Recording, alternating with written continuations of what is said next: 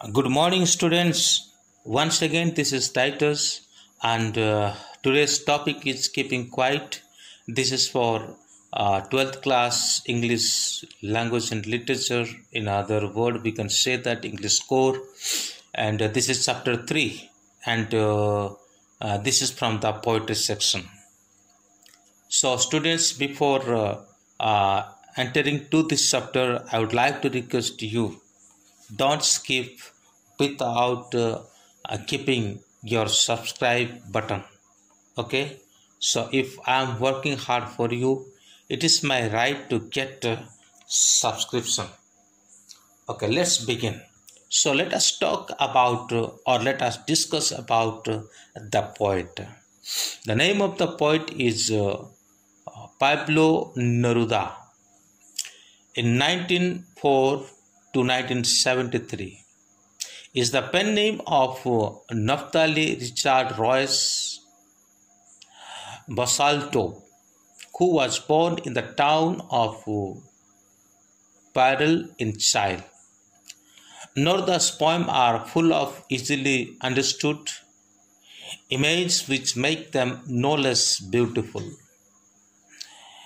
He won the Nobel Prize for Literature in the year 1971. In this poem, Neruda talks about the necessity of quiet introspection and creating a feeling of mutual understanding among human beings. तो बच्चों, Pablo Neruda का जन्म 1904 में होता है और उनका पूरा समय जो है 1904 से लेकर के 1973 तक रहता है। यहाँ पे उसका pen name Naftali Richard Royce Basalto के रूप में जाना जाता है, जिनका जन्म जो है पारेल इन चाइल में हुआ था। नेरुदा का जो पोएम है ये बहुत ही सरल है और इसमें इस प्रकार जो चित्रण वो करते हैं वो बिल्कुल समझने योग्य है। ये किसी बेहतरीन सुंदर से भी कम नहीं है। उन्होंने लिटरेचर के लिए 1971 में नोबेल प्राइज़ के द्वारा वो सम्मानित किए गए हैं। और उनका जो पोएम हमें यहाँ पे चुप रहने का महत्व क्या है और चुप रहने के द्वारा क्या फ़ायदा होगा, इसके बारे में बताने के साथ साथ वह हमें और इस बात को जानने के लिए और इस बात को समझने के लिए हमें प्रेरित करते हैं कि चुप रहने से क्या बेनिफिट होता है। तो ख़ास करके चुप रहने के बारे में एक क्वाइटफुल लाइफ के ऊपर जीने के लिए वह हमें परामर्श करते हैं। तो आओ अब हम पोएम को स्टैंजा वाइज पढ़ेंगे और उसको एक्सप्लेनेशन भी करेंगे।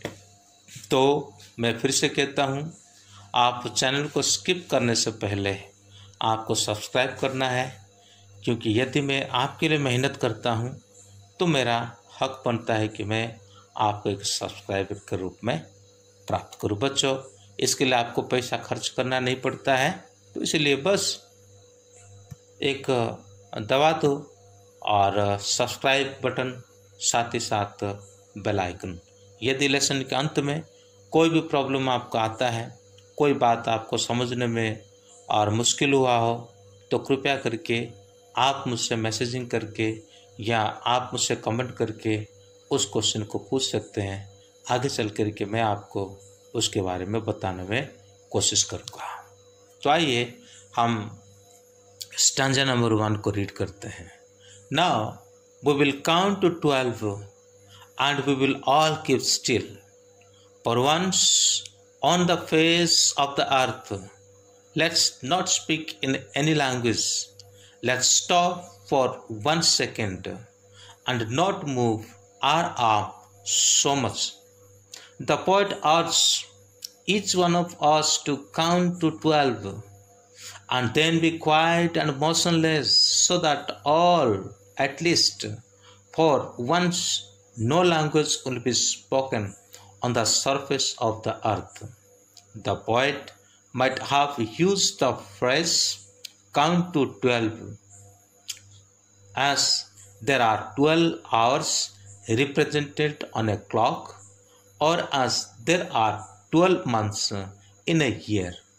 In this moment of silence and tranquility, the poet doesn't want anyone to move their arm. He wants us to remain motionless. तो पोइट हमें यहाँ पे एक अनुरोध करते हैं, एक रिक्वेस्ट करते हैं। क्या है वो? कि 12 काउंट करके मोशनलेस कंडीशन में रहने के लिए, कोई भी भाषा का इस्तेमाल ना करके और चुपचाप रहने के लिए वो हमें इशारा देते हैं, रिक्वेस्ट भी करते हैं। पॉइंट वहाँ पे शायद एक फ्रेज को इस्तेमाल करते हैं जो यहाँ पे एक नंबर को बताते हैं, 12, काउंट टू 12। इसका अर्थ ये भी हो सकता है कि घड़ी का जो 12 आवर्स, या तो फिर 12 महीने का जो 12 में। तो ये साइलेंट को यहाँ पे वो ये साइलेंट के द्वारा ये बताना चाहते हैं कि हमें कुछ समय के लिए चुप रहना चाहिए और हमें कुछ समय के लिए अपनी आर्म यानी अपनी ताकत को दिखाना नहीं चाहिए, और हमें पूर्ण रूप से एक मोशनलेस कंडीशन में रहना चाहिए।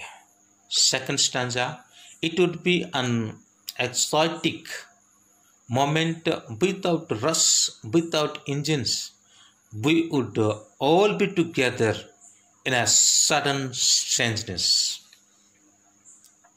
The poet feels that such moment of silence would be very unusual and exciting because no one will be hurry.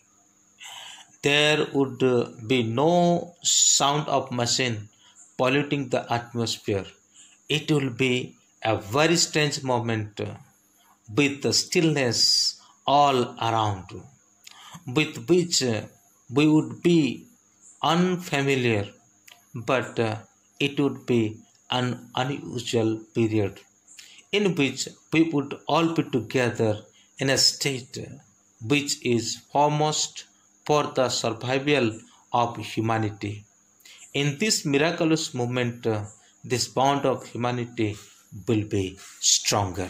तो यहाँ पे पोएट फिर से हमें इस सेकंड स्टैंजा में यही कहने के लिए चाहते हैं कि हमें एक समय, एक मोमेंट, कुछ मोमेंट जो है हमें क्या करना चाहिए, साइलेंस रहना चाहिए।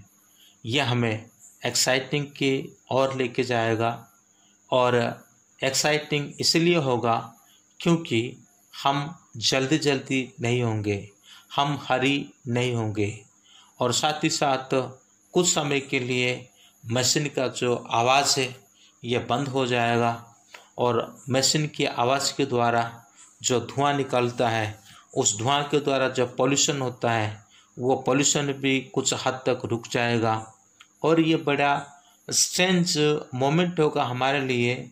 और ये एक स्टिलनेस और चारों ओर एक सन्नाटा छाया हुआ एक अवस्था हमारे लिए रहेगा।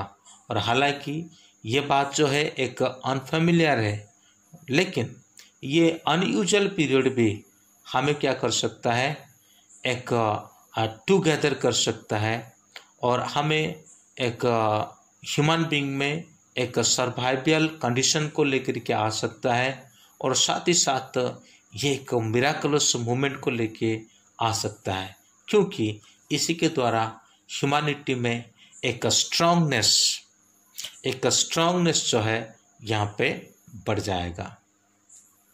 थर्ड स्टैंजा इस प्रकार कहता है, fisherman in the cold sea would not harm whales, and the man gathering salt would look at his hot hands.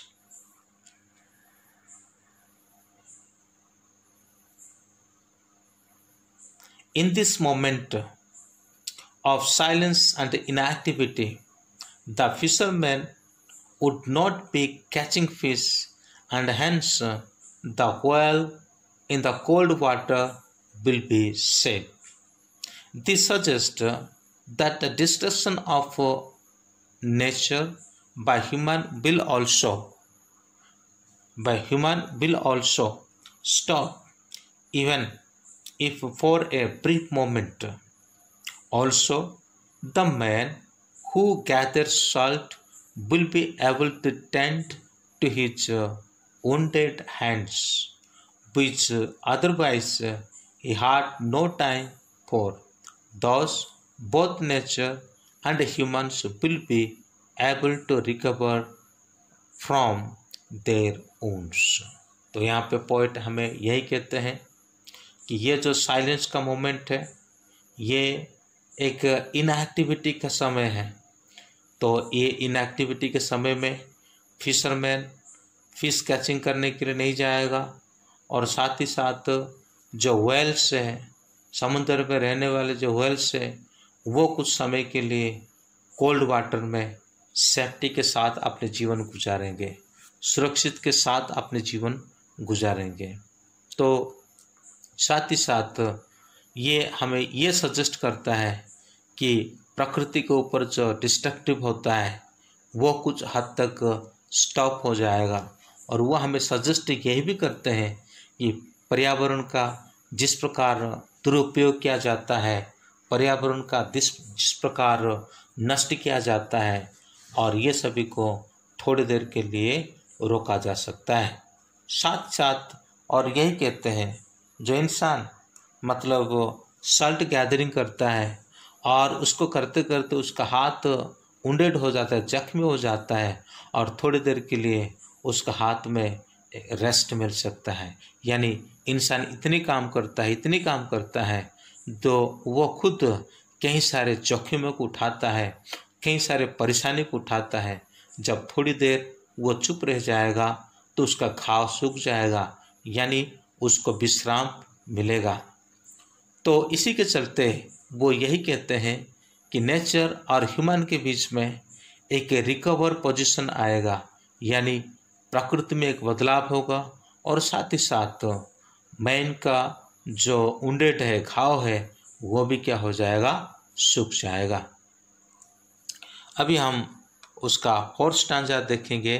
Fourth stanza में क्या कहता है कि फोर्थ स्टांजा इस प्रकार कहता है, those who prepare green wars with gas, wars with fire, victory with no survivors, would put on clean clothes and walk about with their brothers in the shade doing nothing. The poet next observes that those who are waging war, be it against the environment or against other human beings by using poisonous gas or fire, must be list for once to stop their destructive task. Instead, they should take the opportunity to wear clean clothes and to work with their brothers, building mutual trust and brotherhood. In that split second, there will also be complete harmony between human being and nature. The poet implies that the war-torn world should be replaced by one with an atmosphere of peace, brotherhood and harmony. इस chapter में इस stanza में poet हमें ये सलाह देते हैं कि हमें कुछ समय के लिए अपने युद्ध को बंद कर देना चाहिए। युद्ध के द्वारा, बॉम्बार्डिंग के द्वारा, जो पॉइजनस गैस, रॉकेट के द्वारा, फायर के द्वारा जो पॉइजनस गैस उठता है, और ये क्या करता है कि ये एक प्रकार का डिस्ट्रक्टिव टास्क है, और पोएट कहते हैं कि ये डिस्ट्रक्टिव टास्क को रोक लेना चाहिए। क्या फ़ायदा है जो युद्ध के द्वारा, जिस विजय के द्वारा हज़ारों संख्या के लोग मर जाते हैं, हज़ारों संख्या के लोग बेघर हो जाते हैं, हज़ारों घर उजड़ जाता है, ऐसे विजय में क्या आनंद है। साथ ही साथ वो कहते हैं ये सब करने की बजाय क्लीन कोट को पहने और भाइयों के साथ म्यूचुअलिटी को बढ़ाए, भरोसा को बढ़ाए, भाईचारा को बढ़ाए और साथ ही साथ एक सेकंड के लिए उनके बीच में एक हार्मोनिटी यानी एकत्रीकरण वो एक दूसरे के साथ बढ़ाए और साथ ही साथ ये जो प्रकृति है इस प्रकृति के साथ एक दोस्ती का हाथ बढ़ाए। क्योंकि जितना हम युद्ध करते हैं, जितना हम डिस्ट्रक्टिव वर्क करते हैं और बॉम्बार्डिंग करते हैं, ये सभी क्या करता है कि प्रकृति को दूषित कर देता है और साथ ही साथ प्रकृति को विनाश कर देता है। The poet implies that the war-torn wood should be replaced by one with an atmosphere of peace, brotherhood and harmony। युद्ध को बंद करे और साथ ही साथ ये जो नेचर है उसको रिप्लेस्ड करे। कहने का अर्थ है कि पहले ये नेचर कितना निराला था, कितना सुंदर था और कितना अच्छा था। काश हम इस नेचर को पहले के जैसा बनाए और हमारे बीच में एक ब्रदरहुड, भाईचारा और हमारे बीच में एक हार्मनी जो कि हमारा एकता को समझाता है। हम एकजुट हो जाए, दुश्मनी का भावना को छोड़ दे, युद्ध का जो विचार है उसको छोड़ दे, ताकि हजारों संख्या के लोग जिंदा रह पाएंगे और साथ ही साथ प्रकृति नष्ट भी नहीं होगा। 5th number stanza. आपके पास अगर बुक है तो आप बुक देख सकते हैं। What I want should not be confused with total inactivity.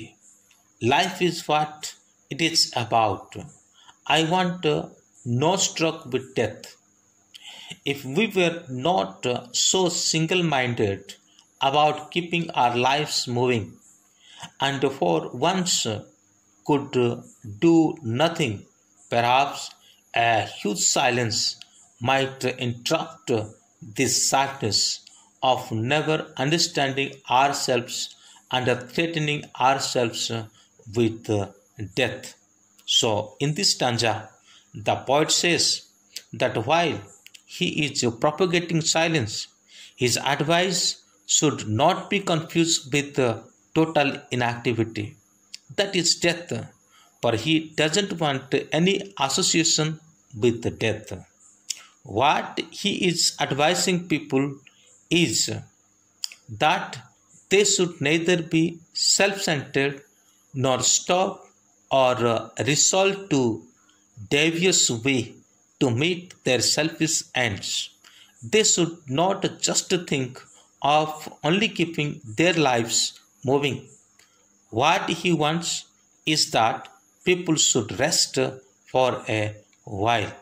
तो यहाँ पे पोइट इस स्टांजा का पहला भाग में यही कहते हैं, ये साइलेंट के बारे में जब वो प्रोपोगेंट करते हैं, यानी साइलेंट के बारे में जब वो घोषणा करते हैं, तो वो यही कहते हैं कि मेरा जो एडवाइस है उस एडवाइस से कंफ्यूज होने का कोई ज़रूरत नहीं है। मैं ये नहीं कह रहा हूँ कि जो आप पूर्ण रूप से इनएक्टिविटी होकर के रहें। इनएक्टिविटी अगर रहेंगे तो मृत्यु होना अनिवार्य है। और वो कहते हैं मैं नहीं चाहता कि मृत्यु से हमारा एसोसिएशन हो जाए, यानी मृत्यु से हमारा मेल मिलाप हो जाए। तो फिर वो कहना क्या चाहते हैं? वो यही कहना चाहते हैं कि हमें किसी भी रूप से सेल्फ सेंटर्ड होकर के या लालची होकर के या फिर सेल्फिश होकर के, ना स्वार्थी होकर के हमें अपनी चीज़ों को इकट्ठा नहीं करना चाहिए, या लालच में, स्वार्थ में, निर्दयता में, कठोरता में, ऐसी प्रकार की अवस्था में आकर के हमें कोई कार्य नहीं करना चाहिए। क्योंकि हमको हमेशा शांति रहना है, निस्वार्थ रहना है। और वो यही कहते हैं कि जो इस प्रकार का काम करते हैं तो उसे ये लाइफ जो है मतलब घुमाती है और किसी भी तरह से कोई भी शांति नहीं मिल पाता है। तो इसलिए हमें कुछ समय के लिए रेस्ट करना ज़रूरी है। हम बहुत भागा दौड़ी करते हैं, हम बहुत मेहनत करते हैं, अपने स्वार्थ को मद्देनज़र रखते हुए हम बहुत से कुछ करने के लिए प्रयास करते हैं, लेकिन पोएट हमको कहते हैं कि थोड़ी देर आप विश्राम करें। For once they should not do anything, it will do them good. अगर वो कुछ समय के लिए चुप होकर के रहेंगे, कुछ नहीं करेंगे, तो वो उनके लिए अच्छा होगा। For they will get time for introspection, they will be able to understand themselves and now what they want in life. यदि वो चुप रहेंगे, वो अपने आप को समझ पाएंगे और साथ ही साथ लाइफ में उनको आगे और क्या करना है वो भी समझ पाएंगे और अपने जीवन के बारे में भली भांति वो समझ पाएंगे। This would help in overcoming their sadness for failing to understand themselves. ये उन्हें मदद करेगा कि वो जो दुखी है, अपने आप को समझ नहीं पाते हैं, अपना जीवन के बारे में जान नहीं पाते हैं, कहाँ वो गिर जाते हैं, और यही बात उनको साइलेंट पीरियड ही क्या कर सकता है, समझा सकता है। Also when we are only threatening ourselves with death, this moment of silence can really help us to understand ourselves। तो हम इस प्रकार का भीड़ भाड़ के जीवन में हम मृत्यु के और भी नज़दीक आते हैं, मृत्यु के और भी करीब आते हैं, लेकिन जब हम कीपिंग क्वाइट हालातों में रहेंगे, थोड़ी देर के लिए निशब्द रहेंगे, तो हम अपने आप को क्या कर पाएंगे, समझ पाएंगे, अपने जो अंदर के सिचुएशन को हम भली भांति जान पाएंगे। So let's come to last stanza. Perhaps the earth can teach us as when everything seems dead and later prove to be alive.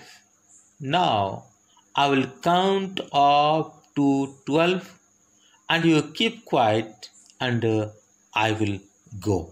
In this last stanza, the poet feels that the earth can enlighten and guide us in a process of keeping quiet. He wants us to observe that there is some activity going on under apparent silence. For example, a seed appears to be dead, but huge fruit-bearing trees are born from such seeds lying dead here and there. Finally, the poet thinks that he has said what he intended to say. Now he wants to keep quiet while he is continuing to 12, after which he will leave. तो यहाँ पे poet यही कहते हैं कि जब हम keep quiet हालातों में रहते हैं तो अर्थ में ऐसे बहुत सारे कार्य होता रहता है। फॉर एग्जाम्पल, जैसे हम एक बीज को बोते हैं और वो बीज जो है मिट्टी में मर जाता है, लेकिन बाद में एक बहुत बड़ा पौधा होकर के निकलता है और उसमें कई सारे फल को धारण करता है।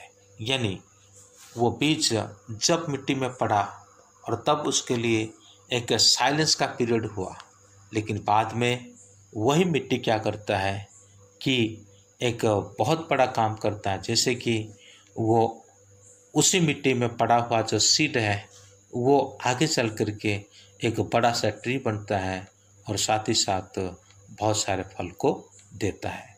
तो बच्चों, इसी आज का जो मेरा जो ये लेक्चर, ऑडियो लेक्चर, मैं यहीं पर रुकता हूँ। विशेष रूप से ये ध्यान रहे कि चुप रहने से क्या फ़ायदा है, यही बातों को ही पॉइंट हमें यहाँ पे बताया है। खास करके इंसान के जीवन में चुप रहने से शांति बढ़ता है, इंसान के जीवन में झगड़ा कम होता है, जो प्रकृति के ऊपर जितना भी दुरुपयोग होता है वो सब कुछ क्या हो जाता है, नष्ट हो जाता है। मेरा उम्मीद है कि आप लोग को इस पोएम समझ में आया होगा वैसे क्लास में भी आपको समझाया था, और साथ ही साथ फिर से और एक बार बार बार इस लेक्चर को सुनो